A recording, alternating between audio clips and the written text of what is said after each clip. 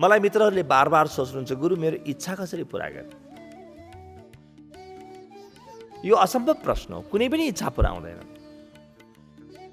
मेरो इच्छा पुराउने ठेक्का कसले लिएको छ? ठेगाना कसले लिएको छ मेरो इच्छा? मेरो मनमा इच्छा जन्मियोस्, अरू कसैले मेरो इच्छा पुरा गरिदियोस्, यसको अर्थ त म भिखारी हुँ। त म भन्छु इच्छा नै रह्यो भने कहिले पनि पुरा हुँदैन। हेर्नुहोस् त, हामी मन्दिरहरूमा गएर भाकल गर्छौँ, नाना बाती म यो चढाउला ऊ चढाउला भन्छौँ। यो इच्छाले व्यक्तिलाई मगन्ते बनाउँछ। मात्र इच्छामा जादु छ, इच्छामा बल छ, इच्छामा शक्ति छ, इच्छामा महानता छ। तर हाम्रा सामान्य इच्छामा कुनै पनि महानता छैन। अहिले एउटा कुराको इच्छा आयो, एकछिनपछि अर्को कुराको इच्छा आउँछ।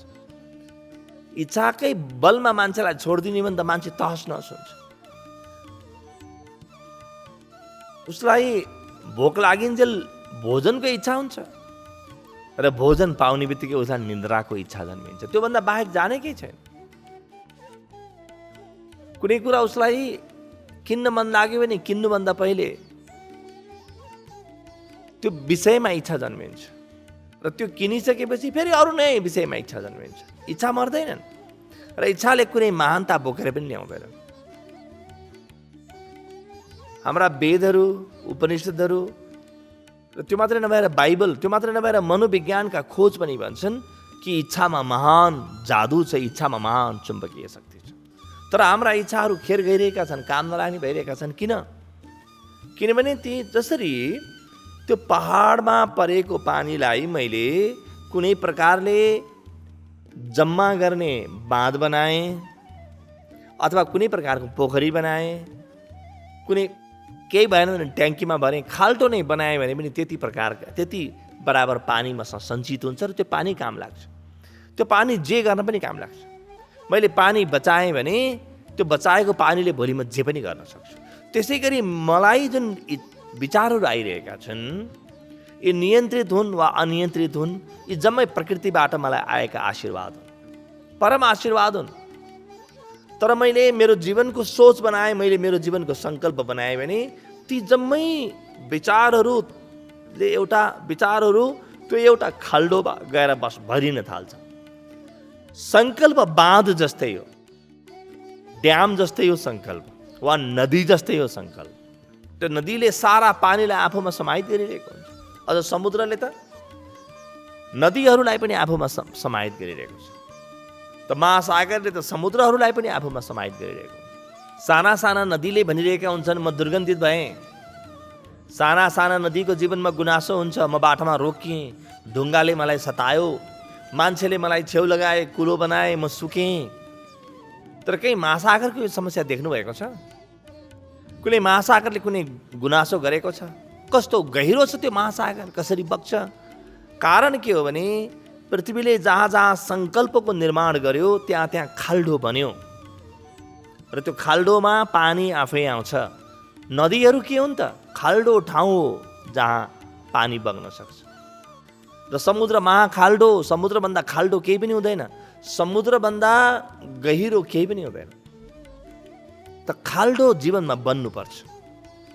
खाल्डो बन्न हामी सिक्नुपर्छ। त्यो खाल्डोमा हाम्रा सारा विचारहरू आएर पोखिनेछन्। यो खाल्डो बन्ने तरिका हो इच्छालाई सङ्कल्पमा रूपान्तरित गर्ने। हेर्ने मेरो मूल इच्छा के हो? इच्छाहरूबाट बच्ने होइन, इच्छाहरूबाट भाग्ने होइन, इच्छालाई जन्मिन नदिने होइन, इच्छालाई अनदेखा गर्ने होइन, इग्नोर गर्ने होइन र इच्छाको हत्या पनि गर्ने होइन। इच्छाको चिहान माथि सुत्ने पनि होइन। इच्छालाई सङ्कल्प बनाउन सिक्ने। कसरी गर्ने? हेर्ने मेरा इच्छाहरू के छन्, कस्तो प्रकारका इच्छा छन्। धनको इच्छा छ मेरो जीवनमा, स्वास्थ्यको इच्छा छ, पदको मानको मर्यादाको इच्छा छ, कुनै गतिलो गहिरो काम गर्ने इच्छा छ। ती सबै इच्छालाई पढौँ। आफ्ना इच्छालाई पढ्नु नै स्वाध्याय हो। योभन्दा ठुलो स्वाध्याय हुन सक्दैन। अध्ययन गरौँ मभित्र कस्ता कस्ता प्रकारका इच्छा आएका छन्। बरु इच्छाहरू आओ, सबै इच्छाहरू आओ, म तिम्रो अध्ययन गर्छु। जसरी बाँध बनाउने एउटा इन्जिनियरले पहिले गएर अध्ययन गर्ला त्यहाँ कति पानी पर्छ, त्यो पानी कसरी अट्छ, कति पानी चाहिन्छ, त्यो सबै कुराको अध्ययन गरेपछि मात्रै बाँध बनाउँछ। र बाँध यस्तो बनाउँछ कि पानी अटोस्, त्यो जल अटोस्, त्यो जलाशयमा जल अटोस्। ठिक त्यसै गरी आफ्ना इच्छाहरूको अध्ययन गरौँ। इच्छाबाट भाग्नु अध्यात्म होइन, इच्छालाई सङ्कल्प बनाउन सक्नु अध्यात्म हो। र यही हो जीवनको सफलताको साँचो। हामी संसारमा जति पनि महान व्यक्तिका नामहरू सुन्दछौँ, जति पनि सफल व्यक्तिका नाम सुन्दछौँ, ती व्यक्तिहरू मध्ये कसैले पनि आफ्नो इच्छालाई लात हानेको हामी भेट्दैनौँ, इच्छालाई प्रहार गरेको हामी भेट्दैनौँ। इच्छाहरूलाई सानो सानो मालामा बुनेको र बिस्तारै ती इच्छाहरूलाई एक ठाउँमा राखेर एउटा ठुलो सङ्कल्पको जलाशय बनाएको हामी भेट्छौँ। सबै इच्छाहरू हेरौँ र हेरौँ कि मैले कस्तो प्रकारको सङ्कल्प लिएँ, कस्तो प्रकारको सोच लिएँ भने यी सारा इच्छाहरू अटाउन सक्छन् जीवनमा। सूक्ष्म अध्ययन गरौँ, प्राथमिकता बनाऊ। सबै इच्छाहरू एकै पटक सामेल हुन नसक्लान्, तर एउटा सङ्कल्प खोजौँ, के गरेँ भने सबै इच्छाहरू त्यसमा आउन सक्छन्। तर यसको लागि आफूप्रति अत्यन्तै गहिरो सहानुभूति चाहिन्छ।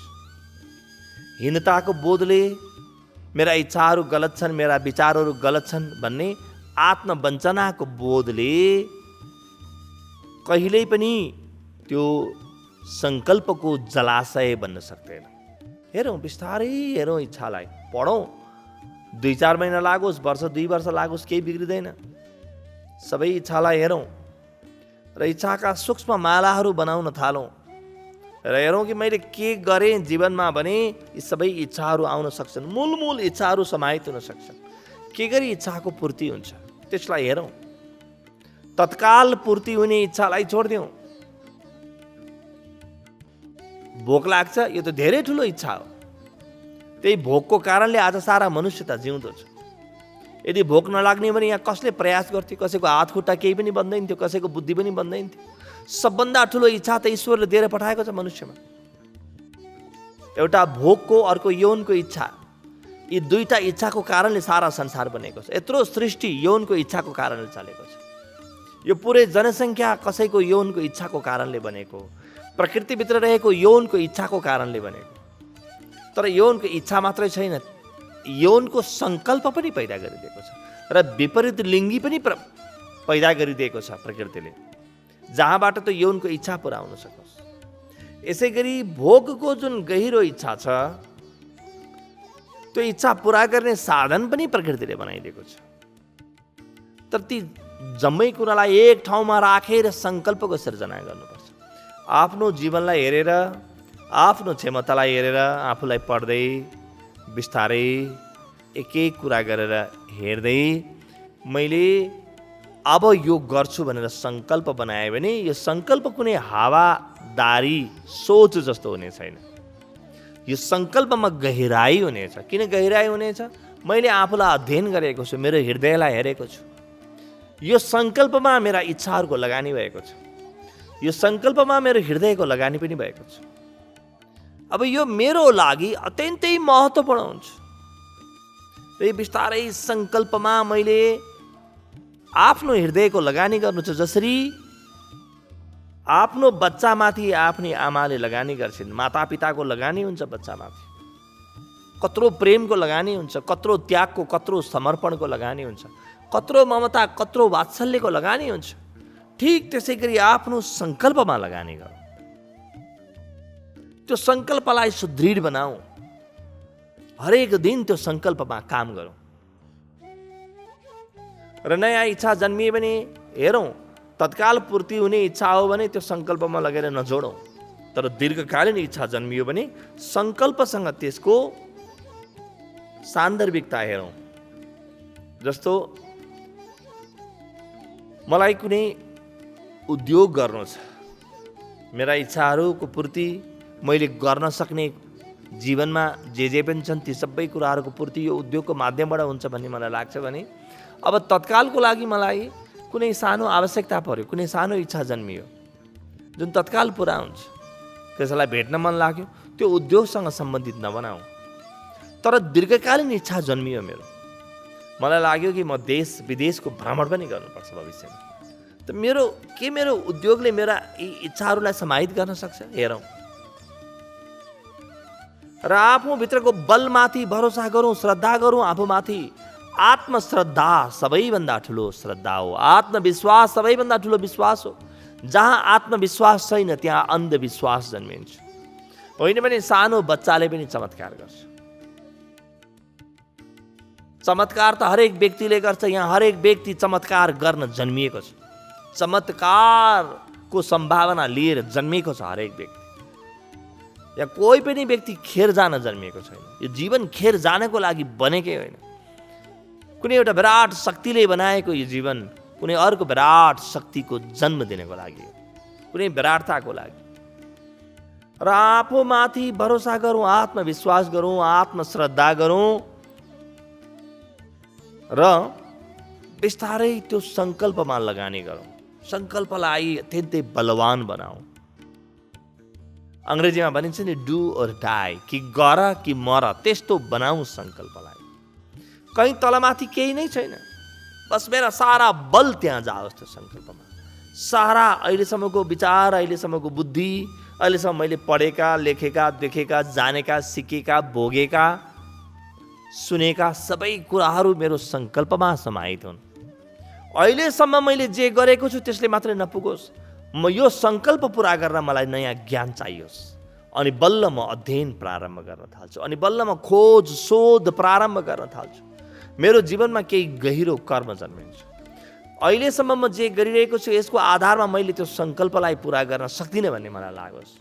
अनि बल्ल मैले मेरा आफ्ना क्षमताहरूलाई चुनौती दिन थाल्छु।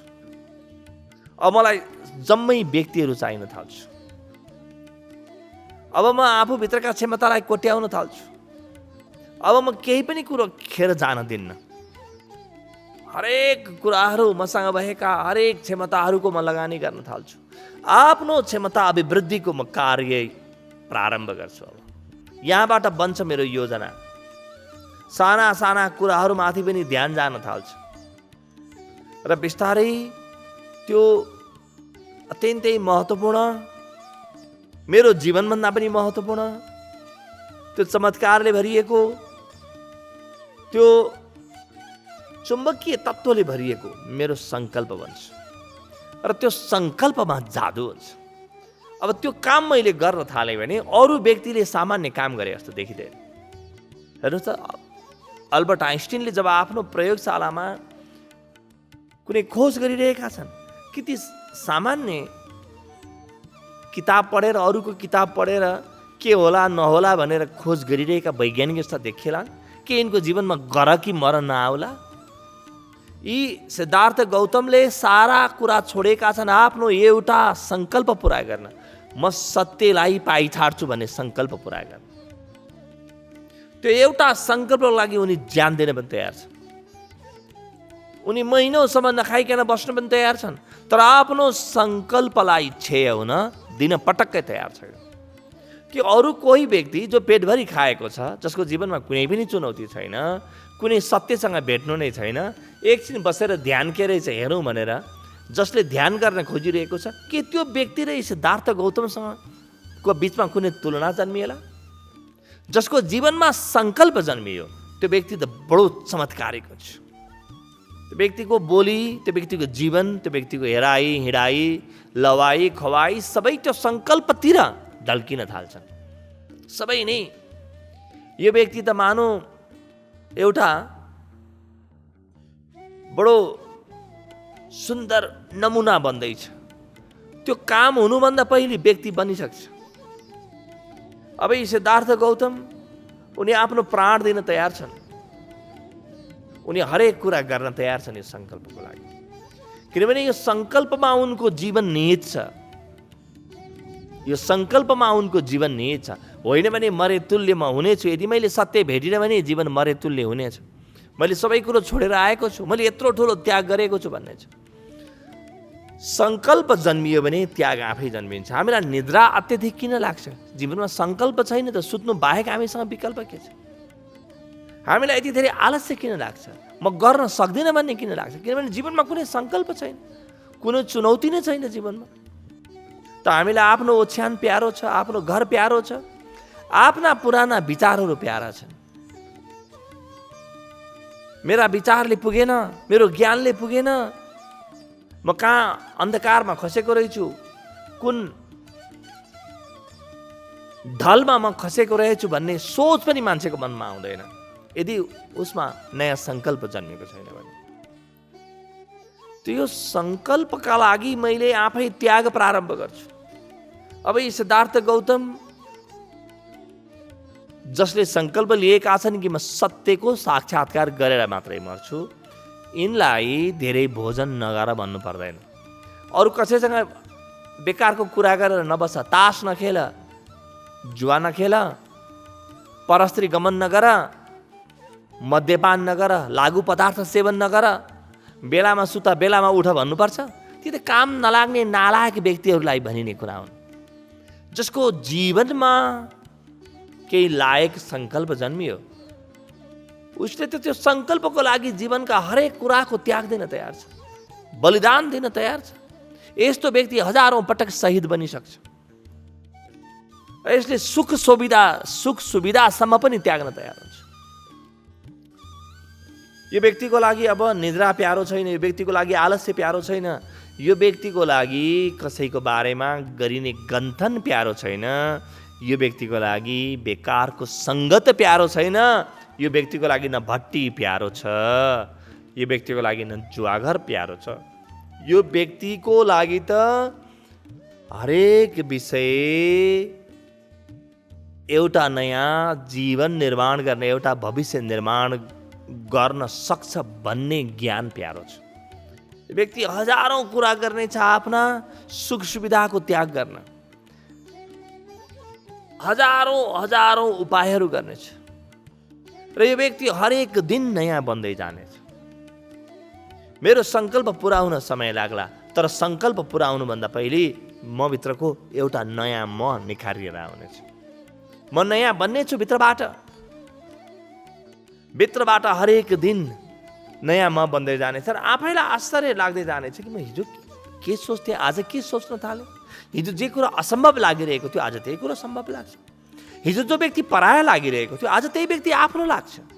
किनभने मेरो सङ्कल्पले त सारा संसारलाई परिचालित गर्ने सोच बनाउन थाल्छ। कहीँ एउटा फरक सोच बनाउन थाल्छ। अब सिद्धार्थ गौतमले कुनै भट्टीतिर गइरहेको व्यक्तिलाई गाली गरेर बस्दैनन्। भन्छन् यो भट्टीतिर गइरहेको व्यक्तिलाई पनि मेरो सङ्कल्पमा कसरी परिचालित गर्नु, कसरी यसले आफूभित्रको महानता खोजोस्। बस उनको हृदयमा करुणा जन्मिन्छ, कसैप्रति पनि घृणा जन्मिन्छ भने मेरो जीवनमा सङ्कल्प जन्मिएको छैन भन्ने बुझिन्छ। र अरू व्यक्तिहरूप्रति, अरूको समग्र जीवनप्रति करुणा जन्मिन्छ, अत्यन्तै सहानुभूति जन्मिन्छ, सम्मान जन्मिन्छ भने म भित्र एउटा सङ्कल्प जन्मिन थालेछ भन्ने मैले बुझेको छु। किनभने मेरा लागि सबै व्यक्ति काम लाग्ने हुन्छन्। यहाँ को आफ्नो को पराया, जान्ने व्यक्तिको लागि सबै आफ्नो, नजान्ने व्यक्तिको लागि सबै पराया, जसलाई केही गर्नु छ उसको लागि त सबै आफ्ना हुन्, उसलाई हरेक व्यक्तिको साथ चाहिन्छ। त्यो सङ्कल्पले एउटा नयाँ व्यक्तित्वको निर्माण गर्छ। हामीले जीवनमा यदि केही सिक्नु छ भने सङ्कल्पको कला सिक्नुपर्छ। एउटा सङ्कल्पले सिद्धार्थ गौतम भगवान बुद्ध बने, एउटै सङ्कल्पले राजकुमार राम भगवान श्रीराम बने, र एउटा सङ्कल्पले नै एउटा माइक्रोसफ्टको सङ्कल्पले ती अत्यन्तै सामान्य आर्थिक अवस्था भएका बिल गेट्स संसारका सबैभन्दा धनाढ्य व्यक्ति बने। त्यो एउटा सङ्कल्पले कुनै एउटा गणितमा बार बार असफल हुने, विज्ञानमा बार बार असफल हुने र शिक्षकको प्रताडना बार बार खपेको सर आइज्याक न्युटन बने। त्यही एउटा सङ्कल्पले बनायो। धेरै चाहिँदैनन् सङ्कल्पहरू जीवनमा, एउटा सङ्कल्पले बनाउन सक्छ। तर त्यो सङ्कल्पले बनाउनुभन्दा पहिले मैले सङ्कल्प बनाउनुपर्छ। मैले सङ्कल्पको निर्माण गरेँ भने सङ्कल्पले मेरो जीवनको निर्माण गर्नेछ। सङ्कल्पलाई निर्माण गरौँ। मभित्र रहेका सारा इच्छा, सारा सोच, सारा विचार, सारा बुद्धि अब सङ्कल्प बन्न दिउँ। यहाँबाट बनोस् एउटा सङ्कल्प जसले पुरा मनुष्यको भाग्य फेरबदल गर्न सक्नेछ, जसले एउटा नयाँ प्रकाशको निर्माण गर्न सक्छ। त्यस्तो सङ्कल्प हामी प्रत्येक व्यक्तिभित्र पर्खेर बसिरहेको छ। हामी प्रत्येक भित्र छ त्यो सङ्कल्पको कला, त्यो सङ्कल्पको सूत्र, त्यो सङ्कल्पको क्षमता। बस आफ्ना विचारलाई, इच्छालाई र सोचलाई सङ्कल्प बन्न देऊ।